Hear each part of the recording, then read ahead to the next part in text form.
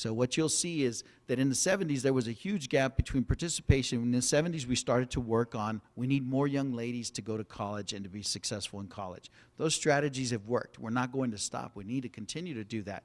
Around 1992 or so, the lines crossed once again, and what we see is, we see a widening gap of young women participating in higher education and being successful in higher education versus young men in the region.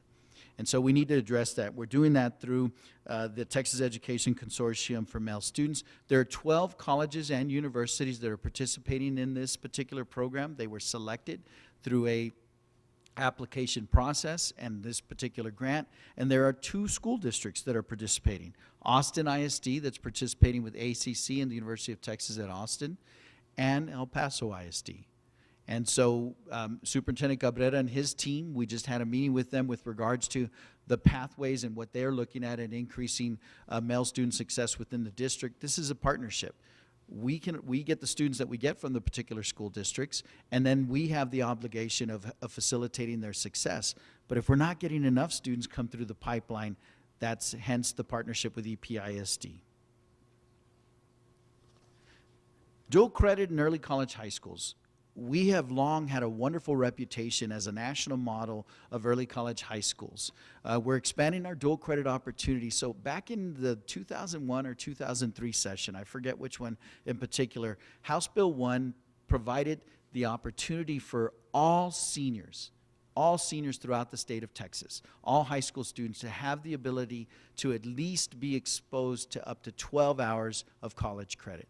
So this is old legislation, but it's legislation that hasn't necessarily been adhered to. We don't see students graduating from high school with those 12 hours.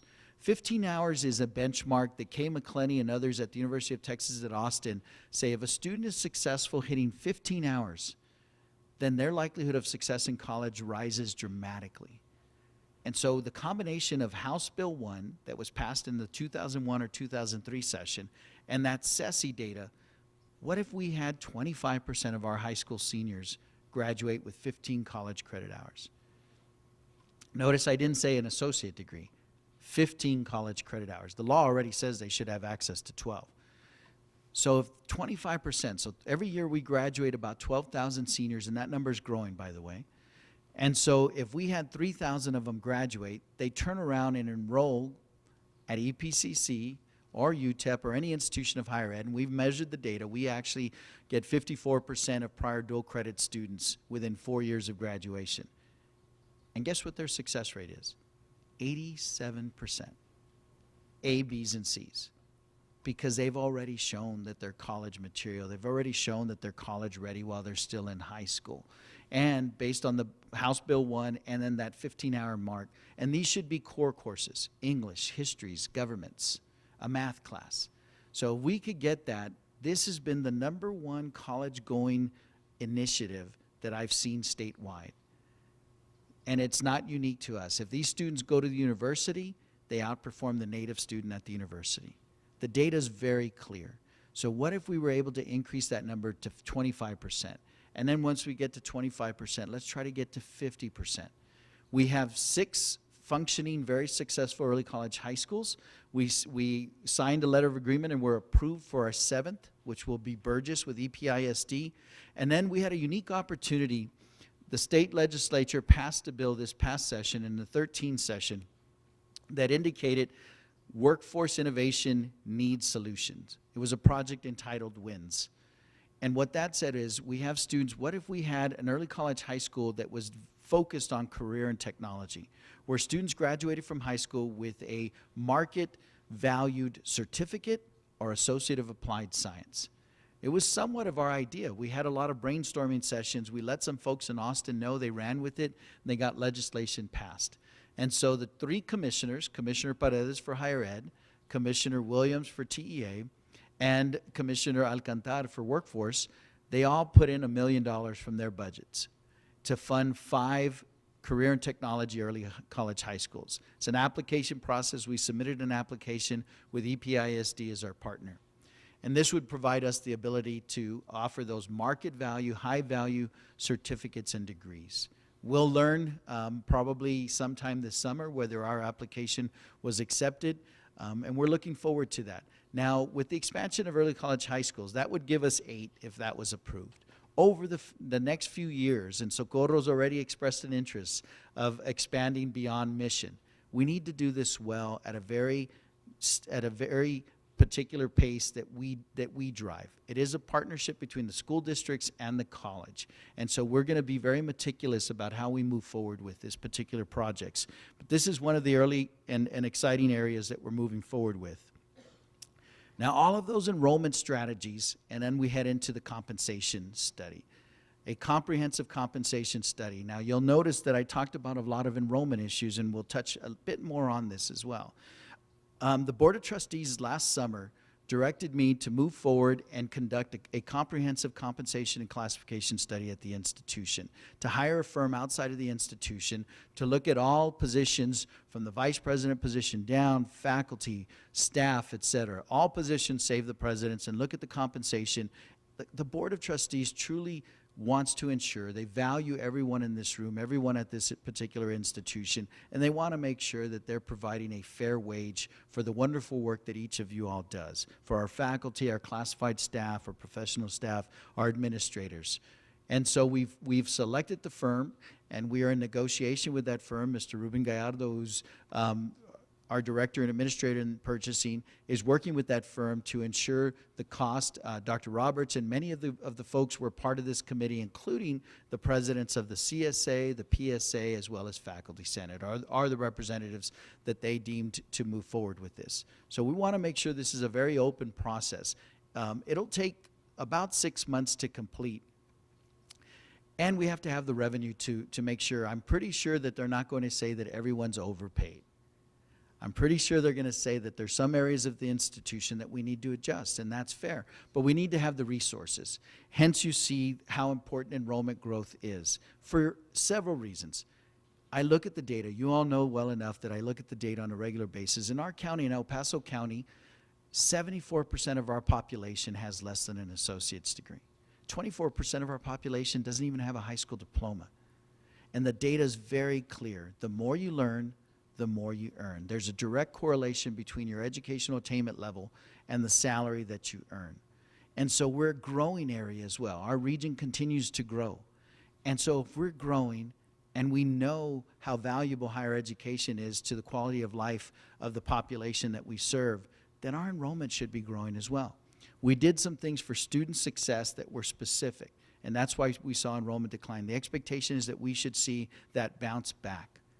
And the reality of the budget is that 2/3 of our revenue is driven by enrollment. Tuition and fees that our students pay, whether they're on financial aid or not, and then state reimbursement for contact hours. So there are things we need to do at the institution. There are things that we should do at the institution.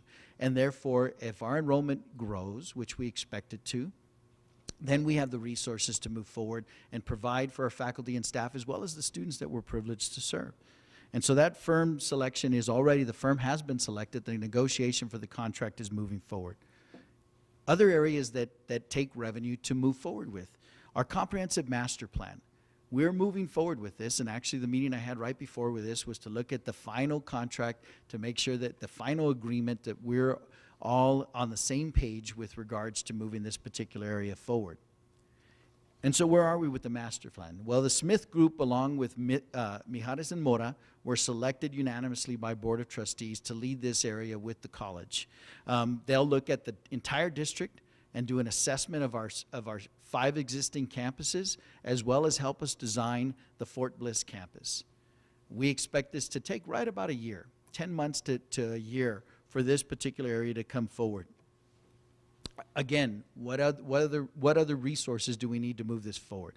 I've been very clear with the Board of Trustees from day one, as we go forward to build a new campus, that new campus will need new faculty and new staff to run that campus. Now, some of you choose to want to work on that campus, wonderful, but we've got to backfill your positions.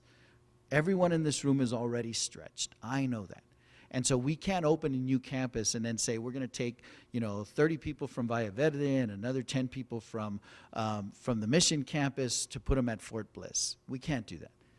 we'll end up sacrificing quality, we'll end up sacrificing the offerings that we're making at our particular campuses.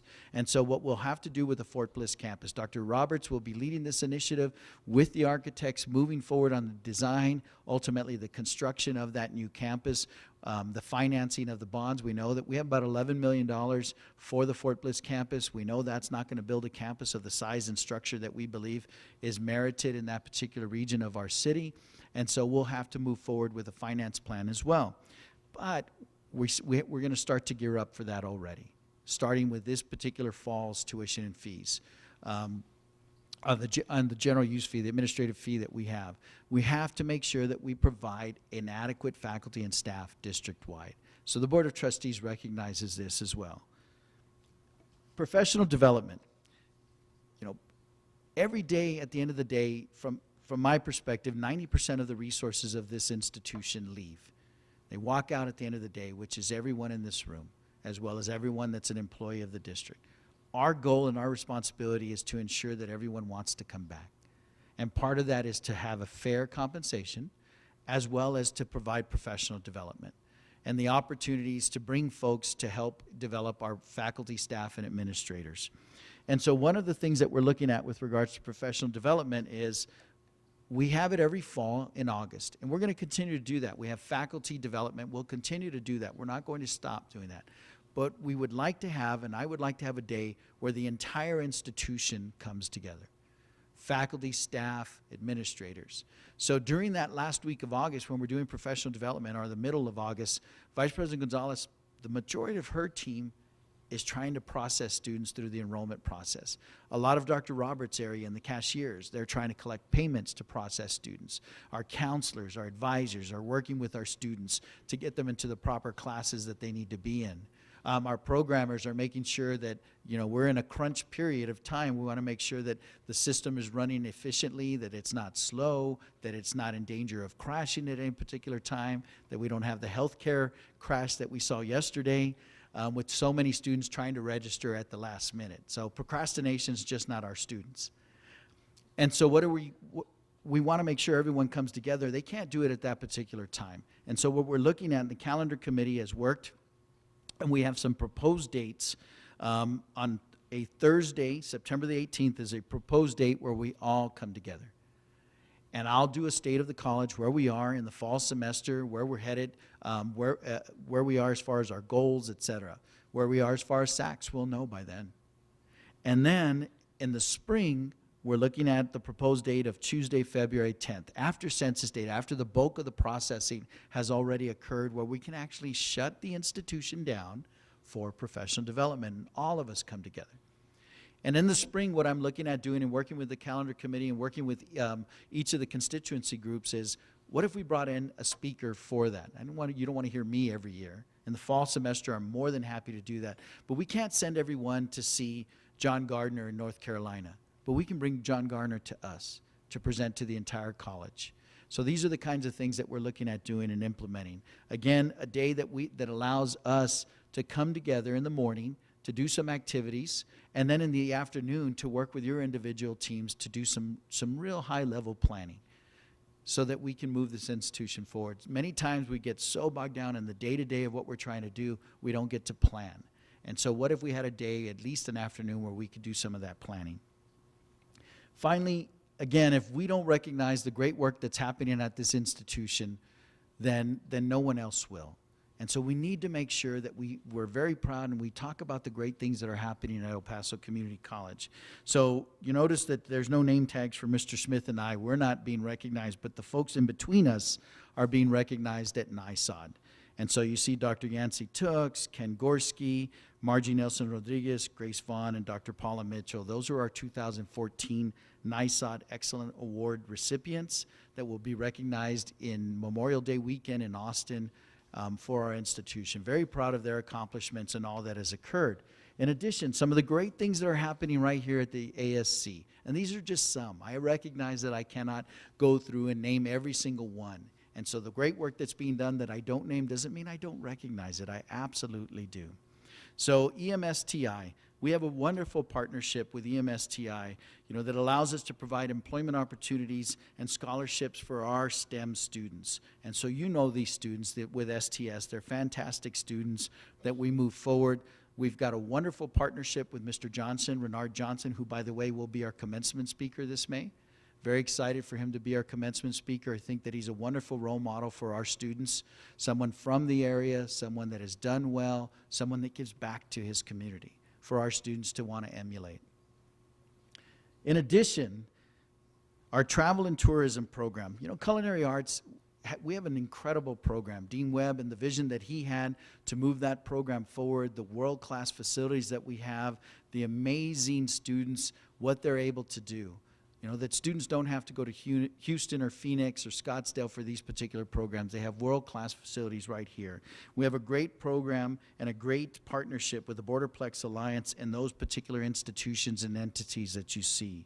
That we're focused on developing and marketing our region's hospitality and culinary arts and how well we do with that. So this is a wonderful program that I wanted to acknowledge. In addition, cosmetology.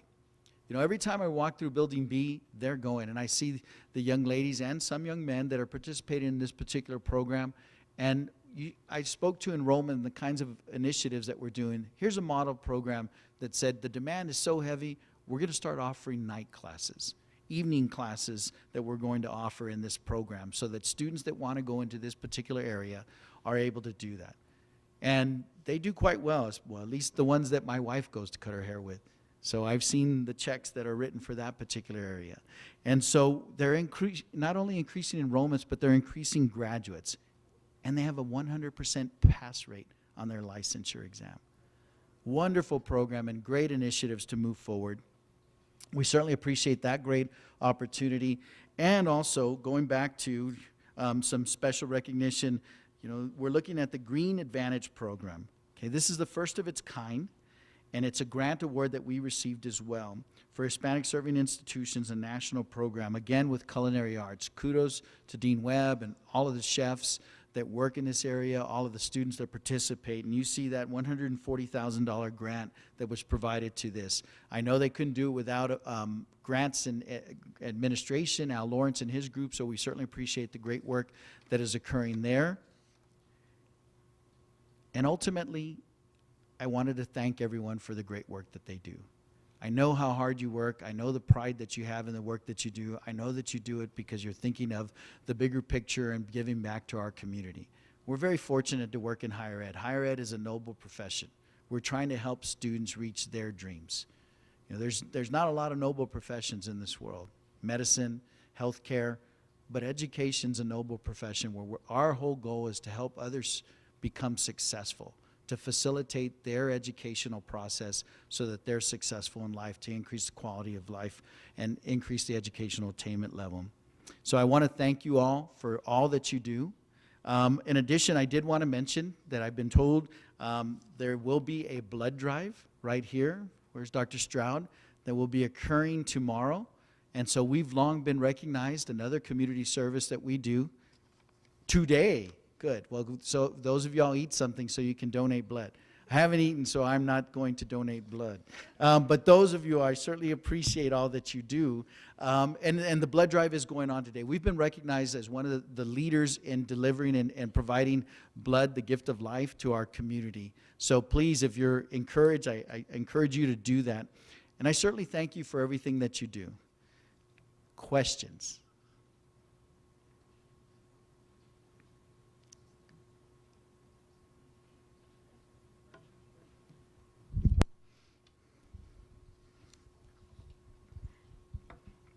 Reese, I'm taking a course in the Viverde campus, and I just go there twice a week. And in my short visits, I've had 3 people come up to me and ask me, where can they find a building to get admission? And they are absolutely lost. They go around in circles and cannot find it. Since the master plan is being done. Yeah, wayfinding is part of the master plan. Signage will be part of that, absolutely, totally agree. And that is part of what we negotiated as part of the contract to work with the Smith Group. You're absolutely right. I still get lost. I'm sure that's not unique to you and to students, but it's part of the wayfinding. And as an architect, you absolutely know all that goes into that as well. And in addition to that, there's another suggestion I have, is that we have several campuses, but each campus has a unique look. And I was wondering if we could somehow have some kind of unity, and so that a student knows this is an EPCC campus. Sure. Like UTEP has the Bhutanese architecture, and it's very distinct. You know from a mile that that's a UTEP building. Sure. If we could keep that in mind too. Yeah, great suggestion, sure. We'll take a look at that. Part of that is, that's another thing, we know that community colleges are convenient, but it doesn't mean that our students know the convenient and the value of the community college. Doesn't mean our students do. And so Joyce and her team have worked hard, and they're moving forward with additional commercials so that students, the name of the campuses, we obviously know them, our students may not know them, the look of the campuses, et cetera. Part of uniformity is usually the monument signs that we have. Those things can help us. That's one of the unique things of the community colleges versus the university. University, one location, you come to us. Community college, several locations, we want to be as convenient. We go to where the students are. And so that's part of the master planning process. But we'll certainly look at the uniformity opportunities and possibilities. Any other questions? Any rumors that I need to dispel? Let's see. Given today, it's April 1st. There's April Fool's Day, yes. I thought about telling everyone that we won't be observing Christmas, because that seems to be the most rampant rumor, that I'm going to do away with the Christmas holidays, which is silly. Spring break, that's even better. Yes. The things that I've done in the past, I never ever had staff come in during spring break. Why? Because students weren't around. If students aren't going to be around, then we're not going to obviously be open when students aren't around. And they're not around during spring break, so that I can assure you is never going to happen. Yes. Hi, I'm Terry. Dr. Serrata. You were mentioning that we're going to have more office in the back. Mr. Smith did, yeah? Yes. What about parking in the front? Yeah. Well, do you see any more land? No. Can we Yeah. go up? Yeah, that's a great suggestion. With regards to going up, parking garages, I've explored parking garages for a long time. Given my work in student affairs and enrollment management, parking garages are very difficult to recoup the cost of building the parking garage. I've done the math, and it was about, I want to say, $16,000 per spot, on about a 400 space parking garage. And so to recoup it, so sometimes, I don't know, I get